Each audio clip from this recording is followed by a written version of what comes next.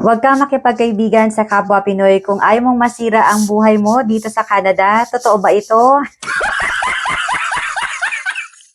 Huwag kang makikipagkaibigan sa mga Filipino dito sa Canada. Ayon nga sa comment na Ay naku naman talaga.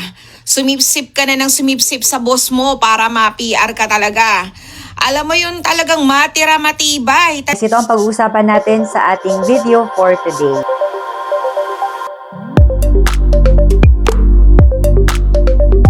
huwag kang makikipagkaibigan sa mga Filipino dito sa Canada. Ayon nga sa comment ng isa sa ating mga followers na nandito na rin sa Canada, sabi ni Kabayan, 32 years ako dito sa Montreal. Kung gusto mong tahimik ang buhay mo, huwag kang makikipagkaibigan ng Filipino. Kung gusto mong masira ang buhay mo, makipagkaibigan ka. Sabi pa ni Kabayan, pakialamera sa buhay, chismosa, pintasera, mayayabang. Nakarating lang dito sa Canada. Mataas ang tingin nila sa sarili nila. Tahimik ang buhay ko dito dahil wala akong kaibigan na Filipino. Jim ang buhay ko dito. Jim is my best friend. Yan nga ang sabi ni Kabayan at respeto lang din at opinion niya ni Kabayan. Ikaw na nasa Canada, may masamang karanasan ka ba sa kapwa Pilipino mo, Kabayan? At napabasa na rin ako sa comment section. May nagsabi, unfortunately, what is says in real is true. Based on 17 years actual experience. Sabi naman ng isang comment, tama naman, Pinoy lang din maglalaglag sa'yo kasi tayong mga Pinoy iba-iba ng tribo.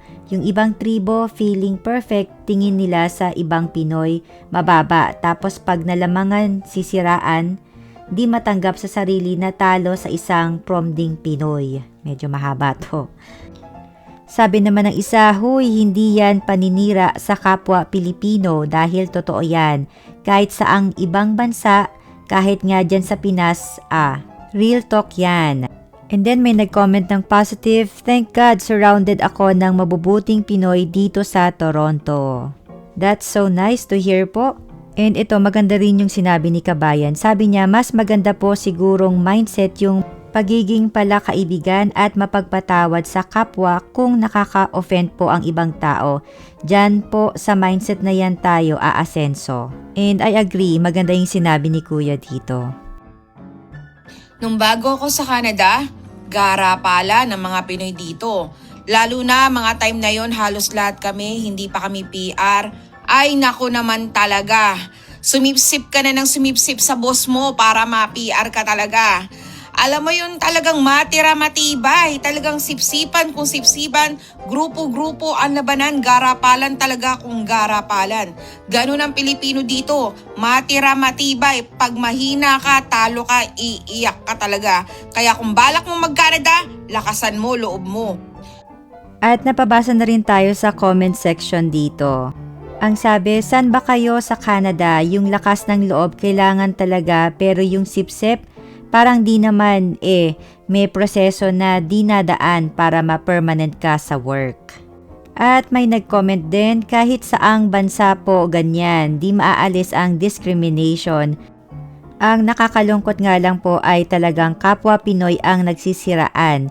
Real talk lang po, kailangan tibay ng loob. May nagsabi pa, kahit saang bansa naman po, kapwa Pinoy ang hihila sa'yo pababa. May napakomment naman, kahit saan kapwa mo Pilipino ang sisira sa'yo, lalo na kung gusto mag-supervisor or manager. At may nag-comment din, totoo yan, kapwa mo Pinoy, siya pa maninira sa'yo, aapihin ka pa. Naranasan ko yan, grabe. Pero di naman lahat kasi marami ding mababait na tumulong sa kapwa. At ganun din yung sinabi ng isa, hindi naman lahat Kabayan, real talk din lang. So ayun guys, please share sa comment section kung meron kayong mga ganitong experience dito sa Canada. Kung ano yung pwede nyo ring maipayo or kung ano yung masasabi ninyo sa topic na ito. So una na ako guys, mauna na ako. So ang opinion ko dito guys, sa pagbabasa ko nga dito, sa mga comment section, hindi nga lang daw dito sa Canada, kahit naman sa ibang bansa, pero meron naman din mga positive comment. So, para sa akin, napasalamat po ako sa mainit na pagtanggap. Mainit. So, nagpapasalamat po ako na marami akong na-encounter na mga Pilipino dito sa Canada sa Calgary, dito sa Edmonton, na positive naman yung mga experiences and talagang as newcomer din sa Calgary, swerte ng mga newcomer dyan. Marami pong matutulungin dyan sa Calgary. Maraming bukas ang loob para sa mga newcomer na talagang handang tumulong. I remember, nagtanong ako doon sa isa sa mga community groups doon. Nagtatanong kasi ako kung saan makakabili ng mga winter pants ng mga bata. Kasi wala rin pa din akong idea and gusto ko na lang din for an expedite information, ayun po, malaman ko na kung ano yung recommended shops or stores nila para sa mga pangbata.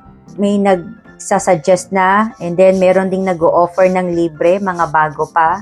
And ayoko sanang tanggapin kasi alam nyo naman, Pilipino, mahiyain tayo, hindi rin naman tayo basta-basta tumatanggap. Dahil parang nakakahiya, parang may ganun tayong mindset na hindi dahil sa ego or what, pero nakakahiya na nakakaabala ka, parang ganun. So, sige, sabi ko, tanggapin ko na lang din dahil dadali naman din daw niya sa donation center. So, sabi ko, sige, kunin ko na lang. And then, nag-prepare na lang din ako ng something. So, yun, nagdala tayo ng cake noon. And hindi ko in-expect na may mga ganong tulungan pala na nangyayari dito sa ibang bansa. Siguro hindi man din sa Canada, I believe din sa ibang mga country. New Zealand, Japan, Singapore, UK, US. Nagtutulungan din naman po yung mga ibang Pinoy. Pero yun nga, sa kasamaang palad, may mga nagsishare po ako na nabasa din dito sa post na ito na may mga experiences sila. So, hindi talaga natin, kahit na gustuhin natin na walang nangyayaring ganun, may nangyayari po. So, sa akin, ang opinion ko dito, siguro, don't overshare and focus on your goal. Kasi dito po talaga, specifically sa mga workplace, may mga hindi talaga sometimes na pleasant ang experiences with your coworker. Just quietly focus on your work. Kung ano yung trabaho mo lang, doon na lang tayo mag-focus. I know it is easy to say than done, pero yun po talaga ang marirecommend ko lang. Just focus on your work, show your dedication, and kung hindi talaga na nakikita mo yung sarili mo na magiging fruitful sa ganitong location or trabaho, pwede kayo pong lumipat.